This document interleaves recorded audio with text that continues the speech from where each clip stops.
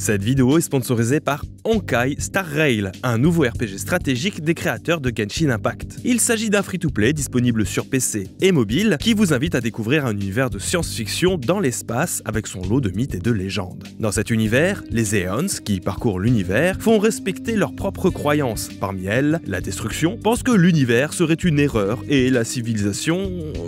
un cancer. Cette croyance propage à travers la galaxie les germes de la ruine, appelés Stellarons. Votre personnage, qui s'est vu implanter un Stellaron, monte à bord de l'Astral Express, poursuivant les traces des Aeons pour explorer les royaumes de l'univers. Avec vos coéquipiers, également touchés par les volontés des autres dieux, vous partirez à la recherche de l'univers et à la chasse aux secrets des divinités. Honkai Star Rail est rempli de personnages variés, chacun avec son propre design et caractère, inspiré de l'animation japonaise. Lors de votre périple, vous allez visiter des mondes différents, qui ont tous leurs particularités, mais qui restent unis par le style science-fiction. À vous d'explorer l'univers de Honkai en long et en large, en interagissant avec ses habitants ou en résolvant des énigmes. Le jeu propose également des combats stratégiques au tour par tour qui restent accessibles pour tous. Affrontez de nombreux ennemis en formant votre équipe avec soin, appliquez de nombreuses améliorations disponibles et profitez des environnements de combat variés pour une expérience épique et exaltante. Honkai Star Rail est actuellement en phase de dernière bêta test fermée. Vous pouvez vous inscrire en avance pour le lancement officiel du jeu et pouvoir être parmi les premiers à découvrir le jeu à sa sortie. Utilisez le lien en description ou bien le QR code pour le faire. Honkai Star Rail va revenir vous donner de ses nouvelles donc et restez à l'écoute. Merci pour votre soutien et bon visionnage. Vous vous souvenez de notre vidéo sur les petits open world qui font mieux que les grands? On s'était quitté sur un constat. Je suis tout sauf blasé de la forme open world, compris les jeux vidéo populaires de ces 10 dernières années. C'est même tout l'inverse en réalité, hein. Quand un jeu s'empare de la formule monde ouvert, en comprend les codes et en utilise les spécificités pour proposer quelque chose que seule cette manière de faire peut offrir, eh ben j'aime bien. J'aime beaucoup même. J'attends mine de rien Tears of the Kingdom pour voir comment Nintendo a digéré son succès de Breath of the Wild et la manière dont ils ont eu de proposer un monde grand et intéressant à parcourir. J'attends aussi, même si c'est pour dans plus longtemps encore, les prochains travaux de From Software pour exactement les mêmes raisons, mais pas forcément pour la taille des mondes qu'ils ont à proposer, comme vous vous en doutez. Je les attends au tournant parce que leur mécanique était cohérente dans leurs jeux originaux. Et c'est justement cette cohérence que l'on a mis en lumière dans la précédente vidéo. Comment rendre ludique un monde non linéaire. Parce que c'est de ça dont il s'agit, quitte à me répéter, hein. Un monde ouvert, ou open world par facilité, c'est un monde promis sans limites artificielles. On nous promet pas de murs invisibles, une promesse d'explorer chaque recoin d'une carte sans limite ni d'ordre supposé, même si sur ce dernier point les développeurs vont toujours jouer un petit peu de malice pour orienter les joueurs et les joueuses. Ainsi qu'une histoire fatalement souvent en toile de fond pour laisser aux joueurs et aux joueuses l'opportunité de jouir de la liberté qui leur est offerte. Vraiment, hein, c'est pas la taille qui compte, et à chaque fois je suis attristé de voir des studios qui mettent en avant la superficie de leur carte, le nombre de planètes à explorer, au détriment en fait de ce qu'il y a à faire dedans. Sauf que bon, poser cette phrase, là comme ça c'est bien mignon, hein, je suis d'accord, mais faut aussi que derrière je fasse un petit effort pour trouver ceux qui se sont détournés ou qui se détournent de cette voie tracée par les méga studios aux millions de dollars.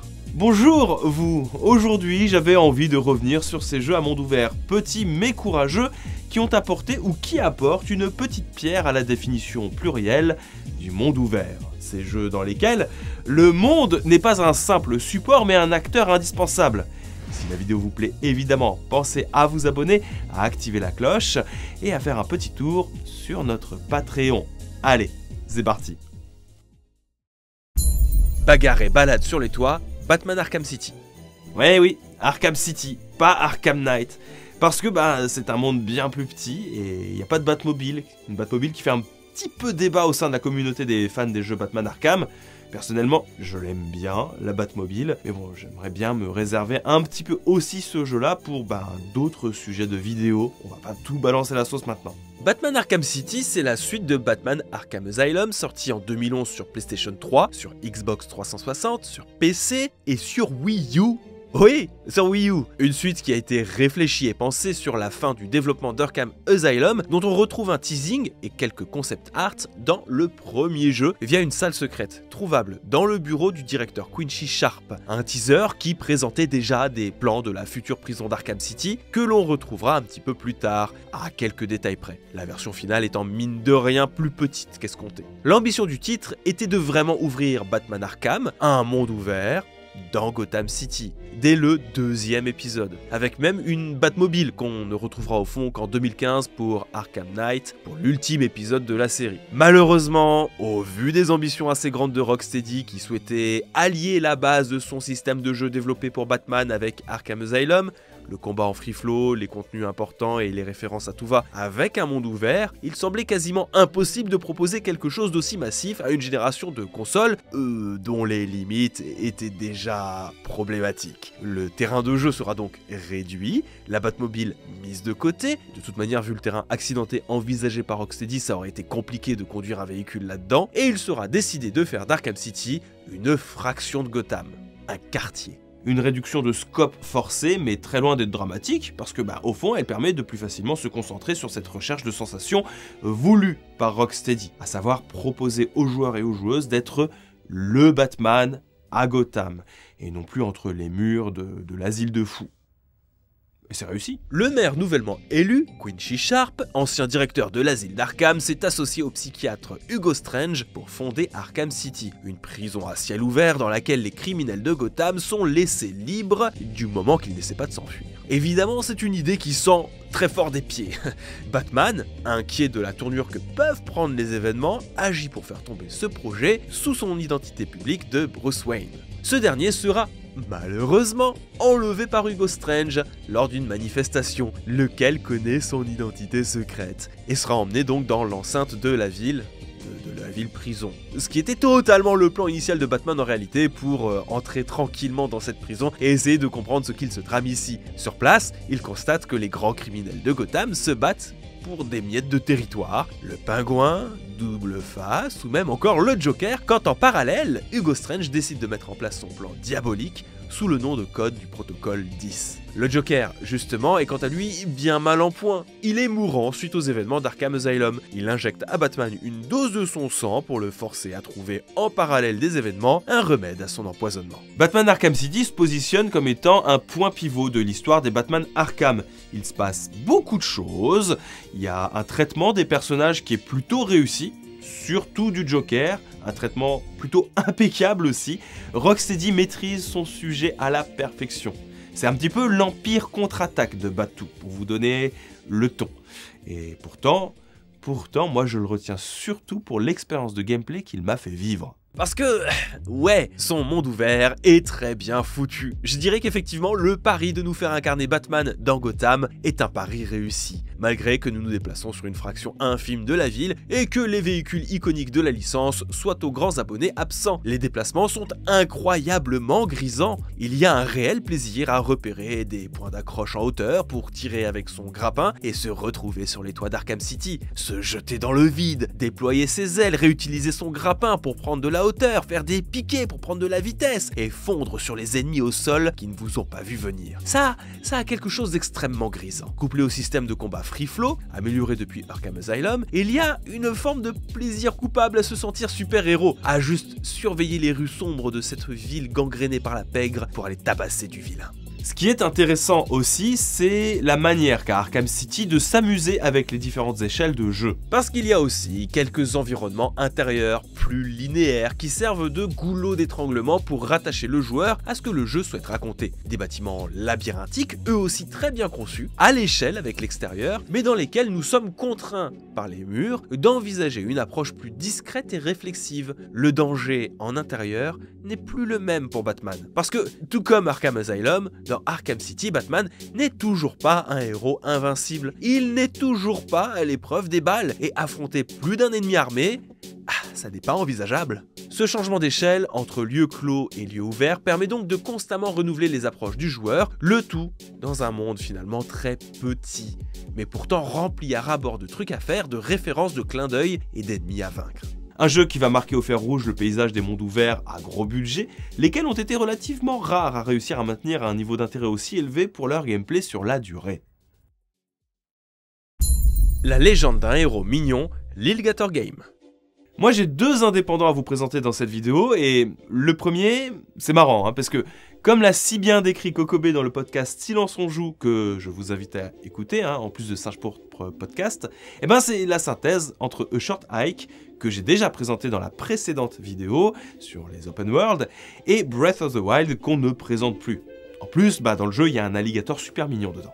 Nous sommes en 2017 et Scott Slusher se penche sur la suite d'un petit jeu qu'il a fait connaître sur itch.io, Zack. Le projet devient bien sérieux et pas très fun à regarder, l'occasion de passer à autre chose, quelque chose de radicalement différent, un jeu vidéo sur des animaux mignons et idiots. C'est alors que ce monde prend vie qu'est posté sur Twitter par Scott un gif d'un petit alligator à la grosse tête, tout petit, tout mignon, qui court comme un alligator qu'on mettrait sur ses pattes arrière, je dirais. Le gif devient viral, et c'est autour de ce petit bonhomme que va se construire le jeu et son histoire. Un petit alligator mignon qui se balade sur son île et joue au héros légendaire, à la recherche d'amis volontaires pour l'aider à réintéresser sa grande sœur absorbée par son travail en tant que développeuse de jeux vidéo. Un univers coloré, bon enfant et sans violence qui le catégorise rapidement dans les jeux dits wholesome, ces jeux bienveillants, accessibles, avec moins d'enjeux et surtout nettement moins de violence et de stress. Lilgator Games sera d'ailleurs présenté en juin 2022 lors de la conférence Wholesome Game Direct pour une sortie calée en décembre 2022, soit un jeu très récent. Et ça fait du bien de parler de jeux très récents aussi. Et si je vous en parle, c'est parce que c'est une réussite à tous les niveaux. C'est fun à jouer, c'est court, et l'histoire est terriblement touchante. Lilgator Game est un jeu formidable dans lequel votre petit alligator est amené à explorer une toute petite île remplie d'arbres et de falaises à grimper avec, au centre, un parc pour enfants avec toboggan et balançoire. Lilgator est espiègle et imaginatif. Son amour du jeu, il le tient de sa grande sœur qui ne pouvait pas s'empêcher d'inventer des systèmes et des règles lors de leur jeu ensemble pour être au plus proche de l'expérience de leur jeu vidéo préféré, Legend of Heroes. Toute ressemblance avec un elfe au chapeau pointu est totalement fortuite. Blague à part, si Wobble Games a choisi un alligator comme personnage principal, c'est aussi une référence à Zelda.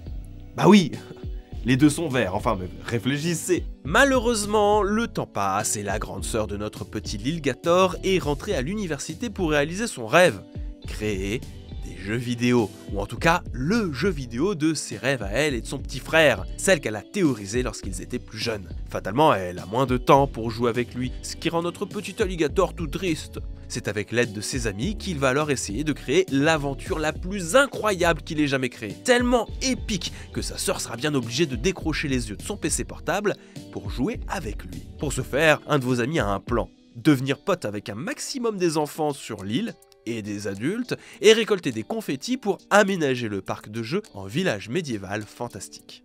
Et c'est tout. Vous voilà lâché en pleine nature, à vous promener au gré des micro-quêtes qui vous seront données par les petits animaux mignons que vous allez rencontrer sur votre chemin, et des monstres en papier mâché dispersés un petit peu partout qu'il faudra taper. Des quêtes très courtes, pas toujours inspirées, c'est vrai, sauvées par le devoir supérieur qui vous est confié, vous rendre intéressant aux yeux de votre grande sœur qui en bave à l'école de programmation. Vous pouvez grimper partout, sur n'importe quoi.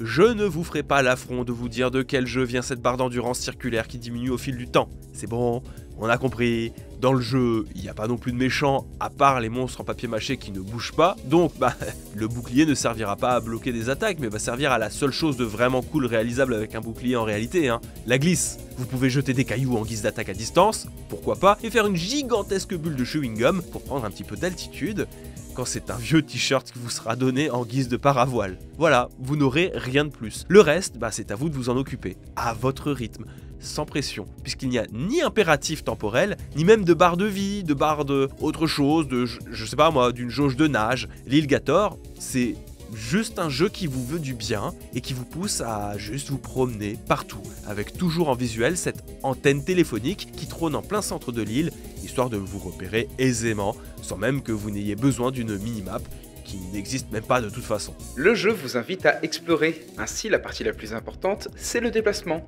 Nous souhaitions que l'Ilgator ait l'aura des jeux d'aventure classiques et modernes avec le moins de restrictions de mouvement et le plus d'objets possibles avec lesquels interagir. L'Ilgator Games se permet en plus de ça d'être drôle, avec un humour naïf qui réussit à capter l'esprit de l'enfance et ses questionnements. Un jeu inspiré de la vie réelle de ses développeurs, Connor P. Quinn et Scott Slusher, lesquels sont eux aussi des grands frères pris par le travail, avec lesquels petits frères et petites sœurs aimeraient bien jouer plus souvent. Une véritable ode à l'enfance qui pousse à lâcher prise, à reconsidérer ses priorités, à retrouver son œil de petit garçon ou de petite fille, mais qui sert aussi à faire passer un message aux plus jeunes. Rassurez-vous, vous n'êtes en rien responsable de l'aliénation des plus grands. C'est la vie qui veut ça, alors faites en sorte en grandissant de garder cette candeur qui vous est propre. Paris en tout petit, The Saboteur. Il aurait pu et il aurait dû faire partie d'une autre vidéo sur les jeux vidéo sous-cotés, parce que c'est vrai, le jeu a été très timidement reçu par le public et a floppé sévère, alors qu'il est bon et qu'il est surtout très rigolo. Pourtant j'ai choisi d'en parler ici, parce que c'est un petit monde ouvert avec des guillemets quand même. The Saboteur, c'est Paris en miniature, en liberté et avec énormément de très bonnes idées tout du long. The Saboteur, c'est le dernier jeu de Pandemic Studios. Mais alors si, vous savez, Star Wars Battlefront 1 et 2 sur PS2 et Destroy All Human. Voilà, un jeu racheté par Electronic Arts en 2008 et fermé en 2009 parce que je cite « Eh ben en fait, les jeux de Pandemic Studios ne correspondaient pas à notre portfolio. » Oui, parce qu'en fait, à l'époque, Electronic Arts était à fond dans les jeux mobiles et Pandemic n'en faisait pas. Bah ouais, c'est logique, hein. Ah, et pour l'anecdote, The Saboteur est sorti le 4 décembre 2009 quand Pandemic a fermé ses portes le 1er décembre de la même année. Donc on a bel et bien en face de nous un jeu post-mortem qui me permet de glisser un petit message là tout de suite. En fait, ça explique aussi pourquoi The Saboteur peut sembler parfois manquer de polish. Parce que en fait, c'est le cas, même si le jeu reste cool, clairement en fait, il est juste pas fini malheureusement. Non mais en fait, c'est que je trouve qu'on a été trop sympa avec Electronic Arts dans la dernière vidéo, donc fallait rétablir une forme d'équilibre dans la force. Du coup, on va prendre cette partie-là, surtout comme étant une note d'intention, parce que si The Saboteur est plutôt sympatoche, on sent aussi que ça aurait dû être encore mieux. Même si j'aurais pu aussi commencer cette partie avec ce genre de panneau-là, vous allez voir. Ce programme comprend des représentations datées et ou un traitement négatif des personnes ou des cultures. Ces stéréotypes étaient déplacés à l'époque et le sont encore aujourd'hui. Plutôt que de supprimer ce contenu, nous tenons à reconnaître son influence néfaste afin de ne pas répéter les mêmes erreurs, d'engager le dialogue et de bâtir un avenir plus inclusif. Tous ensemble, Iconoclast s'engage à créer des histoires sur des thèmes inspirants et ambitieux qui reflètent la formidable diversité et la richesse culturelle et humaine à travers le monde. Bisous. Ouais, parce que autant le cœur du jeu a de bonnes idées, hein, autant c'est quand même très maladroitement amené par moments. Le pire dans l'histoire, je crois que c'est que YouTube va m'imposer d'en rajouter une couche. The Saboteur se passe pendant la Seconde Guerre mondiale. Il y a donc des Allemands méchants en antagonistes. Oui, je parlerai d'Allemands méchants pour parler de ce groupe qui commence par N et qui finit par Asie. Et je vais flouter aussi pas mal de choses. The Saboteur a pour lui l'originalité de traiter d'un pan de la Seconde Guerre mondiale ignoré par la pop culture, la résistance. Nous incarnons Sean, un mécano irlandais doué pour le pilotage automobile, inspiré d'un vrai personnage historique, enfin une vraie personne, William Gover William, qui était pilote de course automobile, agent secret et résistant en France dans la Seconde Guerre mondiale. Ah je suis désolé mais la classe, ça ne se contrôle pas. Sean est plutôt chafouin car il a perdu son meilleur bro à la fin d'un plan foireux pour inonder la voiture d'un dignitaire allemand méchant. Une très mauvaise idée. L'allemand méchant n'est pas content, souhaite vous mettre à l'amende et fait envahir l'Italie consécutivement à cet affront parce que l'Italie c'est pas loin du tout, hein, c'est plutôt pratique. Hein. Sean, la sœur de son bro décédé et son mentor partent donc se réfugier à Paris qui fort heureusement est aussi à 15 minutes d'automobile. Et pas n'importe où, oh que non, Sean se réfugie dans la famille de son bro qui travaille dans un cabaret. Et ça tombe bien, parce que Sean, ce qu'il aime, c'est les voitures qui font vroom vroom, mais aussi la présence de jolies filles très légèrement vêtues. C'est alors que vous vous remémorez des dangers des Allemands méchants dans un bar que vous vous faites embrigader par un Français à la grande gueule dans la Résistance. Une résistance bien active qui fait péter des réserves de carburant en plein Paris entre deux bombardements britanniques. Je blague, évidemment que je blague. Vraiment, on rentre très vite dans le jeu, aidé par des mécaniques de gameplay, ma foi, plutôt solides. Paris et ses alentours sont le monde ouvert dans lequel vous allez évoluer, façon GTA, avec même des voitures à voler et tout. Mais l'infiltration dans les camps d'Allemands méchants sera beaucoup plus subtile que ça, dans la mesure où le jeu aimerait bien que vous soyez discret. Assassin's Creed étant passé par là, vous pourrez escalader les murs pour préparer votre infiltration depuis les toits de Paris, en ayant au préalable pris soin de prendre l'uniforme d'un Allemand méchant pour ne pas vous faire reconnaître. Alors, je vais mettre des guillemets à subtil, parce que peut-être qu'on entre là dans ce que le jeu gère de moins bien et qui souffre du manque de temps de développement, très clairement. L'intelligence artificielle fait un petit peu ce qu'elle veut. On est très vite grillé, et de toute manière, c'est pas si grave que ça si ça se finit en gunfight bien gras. C'est rigolo quand même. De sorte que par moment, The Saboteur a des faux airs de Just Cause, mais sans le parachute. Je sais que peut-être que pour vous, là, il y en a peut-être qui se demandent ce que The Saboteur a à faire ici. Surtout que j'ai lu complètement le côté énorme gros beauf du héros qui ne peut pas s'empêcher de réfléchir avec son zizi. Ou encore que, franchement, Pandemic Studios semble s'être essuyé les fesses avec un manuel d'histoire. Ouais, la plupart des musiques du jeu sont des musiques composées pendant les années 60, hein. Et je crois que je me souviendrai toute ma vie de ce dialogue lunaire entre Sean et Skylar dans lequel notre héros se plaint de ne jamais avoir eu le 06 de la madame.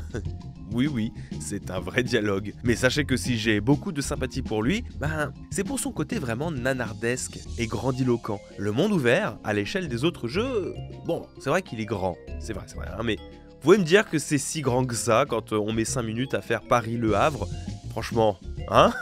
Des barres. Très heureux également de savoir qu'on a vu sur la région Champagne-Ardenne depuis la butte de Montmartre. On oublie donc les errements historiques et on va mettre son côté beauf sur le compte d'un studio qui voulait faire référence à John McClane avec son héros pour profiter d'un gameplay solide et d'un pari cliché de carte postale qui fonctionne plutôt bien, qui est réussi et qui donne envie d'aller voir ce qui se passe ailleurs. Le tout également avec cette idée de environnement monochrome lorsqu'ils sont envahis d'Allemands méchants qui en fait permet de bien distinguer ce qui va de ce qui va pas et donne envie de redonner ses couleurs à Paris lorsqu'on va libérer les zones une par une envahies par les Allemands méchants. Ça, c'est une vraie bonne idée qui aurait pu donner aussi une forme d'aura un petit peu singulière à ce jeu si malheureusement il n'était pas envahi d'énormes gros clichés le reste du temps. Mais qui sont quand même rigolos, voilà, il faut quand même le rappeler. Il y avait un DLC qui permettait de désactiver les cache-tétons des danseuses.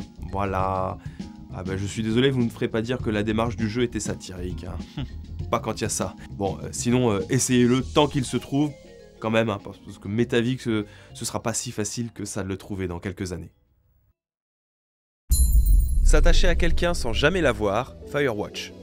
C'est ma seconde caution indé, et je le mets ici parce que c'est un petit peu pour couper de l'herbe sous le pied à ma propre introduction. Bah oui, il est tout à fait possible de raconter une histoire touchante et cohérente dans un monde ouvert, sans pour autant perdre le joueur. Faut juste réfléchir à d'autres moyens de narration. Firewatch, premier jeu de Campo Santo, n'est certainement pas le jeu le plus méconnu de ma sélection. Bon, Batman est clairement le plus mainstream, mais juste après on retrouverait lui, je dirais, qui est arrivé à un moment de l'histoire, en 2016, au cours duquel un genre de jeu déjà bien installé depuis 2012 et d'y rester, ce sont les Walking Simulator. C'est un mot plutôt barbare, et que je trouve, très sincèrement, assez peu élogieux pour désigner ces jeux d'ambiance dans lesquels nous sommes amenés à marcher à la première personne dans des environnements ouverts ou non, et où l'histoire va se dérouler à certains moments clés de votre exploration. Pas d'ennemis, pas vraiment de but précis, mais surtout un propos et une ambiance. Et en 2016, Firewatch tape dans l'œil de beaucoup de monde pour son originalité. Bon, parce que déjà, il nous met dans les chaussures d'un personnage assez atypique. pour un personnage de jeu vidéo. On y incarne Henry en 1989, un personnage fatigué par la vie, avec un pied dans la cinquantaine et dont la femme souffre de démence, qui décide de tout plaquer, de tout laisser tomber pour accepter un job d'été en tant que garde forestier dans le parc national de Yellowstone. Une retraite solitaire, coupée du monde, en plein milieu de la nature sauvage de ce parc iconique, avec pour seule compagnie Delilah, votre boss, elle aussi garde forestière dans la tour de surveillance du secteur d'à côté, que vous ne verrez jamais, mais avec qui vous allez tisser des liens forts par discussion via talkie-walkie. Un job qui va consister à surveiller d'éventuels feux de forêt ainsi que de faire de la prévention auprès des visiteurs, Yellowstone étant un parc public, mais dont le temps libre laissé à Henry sera aussi et surtout l'occasion de repenser sa vie, son travail, ses relations, sous l'oreille attentive de Delilah qui devient petit à petit notre confidente. Sauf que voilà, il se passe des choses un petit peu bizarres, et ça va pas vraiment aller en s'arrangeant. Progressivement, vous vous trouverez dans des situations pas vraiment normales, avec des interventions humaines un petit peu chaotiques, quelqu'un qui cherche à vous nuire pour une raison qui vous échappe, et le jeu va occasionnellement convoquer des codes de l'horreur dans sa manière d'exposer son récit. Je ne vous en dis pas plus, parce que l'histoire doit se vivre, mais j'espère en tout cas vous en avoir dit suffisamment pour que le message que j'essaie de vous faire passer soit limpide. Firewatch maîtrise son ambiance. Firewatch maîtrise sa narration, elle est douce, naturelle, humaine, et sait parfaitement quoi faire au bon moment pour vous intriguer. Et il le fait, on y vient enfin, dans un monde ouvert relativement restreint. Vous n'avez pas tout le parc à couvrir, seulement votre secteur, une zone balisée, délimitée, avec des chemins et une nature qui, occasionnellement, cherche à reprendre ses droits. Le personnage que vous contrôlez est le plus humain du monde. Il ne pourra pas faire de saut de géant, pas de course rapide, ni même ne pourra s'accrocher aux parois rocheuses sans s'assurer qu'il a un bon piolet ou une bonne corde pour conserver un minimum syndical de sécurité quand on fait ce genre de sport. Par contre, comme n'importe quel humain, il sera aussi amené à se détourner de son chemin pour aller jeter un petit coup d'œil à un truc qui l'intrigue par-ci par-là. Et ça, Firewatch, il le maîtrise aussi très bien. Si certes vous devez évoluer dans un monde dans lequel seuls certains passages dans certaines zones vont activer des scripts nécessaires à l'avancée dans l'histoire, rien ne vous empêche de sortir des sentiers battus pour ne serait-ce que profiter des paysages qui vous sont offerts. Des petites surprises sont parfois cachées. Les succès du jeu ont d'ailleurs prévu que vous puissiez avoir envie de vous balader un petit peu et surtout, on a un appareil photo jetable qui nous est donné pour garder en mémoire les lieux magnifiques que vous allez visiter. Parce que c'est Yellowstone quand même, ce serait dommage de s'en priver. Et tout cela, il le fait sans minimap. On a tout juste une carte en papier pour nous repérer et une vraie boussole à aller chercher dans son inventaire pour savoir dans quelle direction on va pouvoir se diriger. Rien d'autre. Firewatch nous demande d'intégrer la topographie des lieux, tel ou tel rocher à tel endroit, tel arbre bizarre ici, tel chemin qui se sépare et surtout, où est-ce que je me situe par rapport à ma tour de guet. Un effort à faire peut-être un petit peu complexe au début, qui est en réalité complètement raccord avec le fait qu'Henry, lui aussi, il est paumé. Lui aussi, il doit apprendre à vivre ici, sur le tard. C'est pour ça que je trouve que le terme de Walking Simulator est un petit peu péjoratif. Ça reste un jeu vidéo qui a sa propre manière de vous faire vivre une expérience vidéoludique et pas un simple simulateur de randonnée. Je vous recommande très chaudement de jouer à ces 4 jeux-là, parce qu'ils sont très intéressants et plutôt évocateurs de l'état actuel de la mentalité des studios autour des jeux en monde ouvert. Vous l'avez probablement remarqué, mais je vous ai proposé ici 2 jeux du début de la grande mode des mondes ouverts, avec 2 autres jeux cette fois-ci indépendants. Et c'est tout à fait volontaire, évidemment que c'est volontaire, il y a un fil rouge discret qui mène à cette conclusion, mine de rien.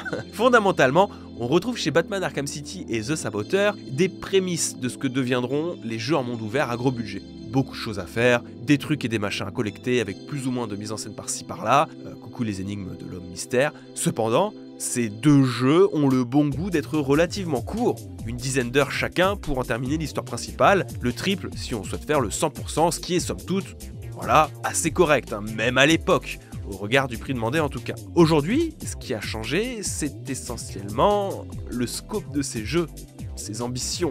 Qu'est-ce qu'il veut faire et qu'est-ce qu'il veut rajouter à l'intérieur. J'ai la sensation que plus les jeux sont devenus grands et longs, plus le plaisir s'est dilué. Un petit peu comme une dose de sirop qu'on aurait perdu dans 2 litres d'eau. C'est pas toujours le cas, attention, mais c'est ce que je retiens. Ici, dans le cas de ces deux jeux, on a vraiment appliqué cette maxime de ta meilleure marque de lessive. Petit certes, mais puissant, plus concentré pour plus de plaisir. Il y a des métaphores absolument terribles qui, hors contexte, peuvent vite devenir problématiques. Pardon? Et j'ai justement l'impression que c'est le monde de l'indé qui est prompt à apporter d'autres manières de jouer dans des mondes ouverts, en passant par des environnements plus petits, mais peut-être en prenant des risques que ne peuvent pas se permettre de prendre de gros développeurs. De sorte que ces jeux-là tracent une voie parallèle qui aurait pu être empruntée par les gros du studio à un moment donné de l'histoire. J'aimerais vraiment avoir votre avis en commentaire, accompagné et éventuellement, si ça vous tente, de quelques exemples de jeux supplémentaires, voire même de contre-arguments, tenez, parce que c'est toujours bon à prendre. Sors les doigts de ton nez quand je te parle. C'était Ico, ciao!